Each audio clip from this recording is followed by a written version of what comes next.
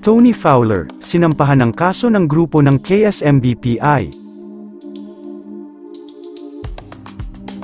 Viral ngayon sa social media ang ginawang pagsampa ng kaso ng kapisanan ng mga social media broadcaster ng Pilipinas o KSMBPI laban sa sikat na social media influencer na si Tony Fowler o Mommy Oni.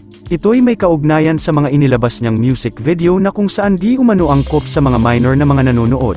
Dahil ito ay nagpapakita umano ng callous one, marami ring mga netizens ang umalma sa mga inilabas na video ni Tony dahilan ng mga natatanggap niyang pangbabatikos noon. Lalo na nang inilabas ang kanyang music video, lalo na yung music video na MPL at MNM, matatandaang nauna ng kinasuhan ng kasong kriminal ng grupo ng KSMBPI, ang celebrity couple na sina Vice at Ayon dahil sa pagsubo ng isang cake, at ngayon nga ay di rin nakaligtas ang sikat na vlogger na si Mommy Oni. Kinasuhan nga ng kapisanan ng mga social media broadcaster ng Pilipinas Incorporated o KSMBPI, ang aktres at content creator na si Tony Fowler. Noong nakaraang September 27 lamang, isinampa ng KSMBPI ang mga kasong paglabag sa Article 201 ng Revised Penal Code in relation sa Cybercrime Prevention Act of 2012, laban sa sexy vlogger. Ang mga naghain ng kaso laban kay Tony sa Pasay City Prosecutor's Office, sa Pasay City ay sina Attorney Leo Olarte, President ng KSMBPI, at Attorney Mark Tolentino, at Attorney John Castrisans. KSMBPI Director.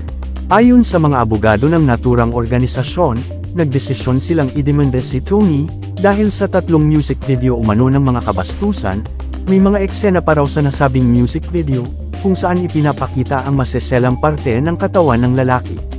Ipinunto pa ng grupo, na maraming kabataan ang nakakapanood ng mga video ni Tony, sa social media kahit pa may disclaimer pa itong for adults only, o bawal sa mga bata.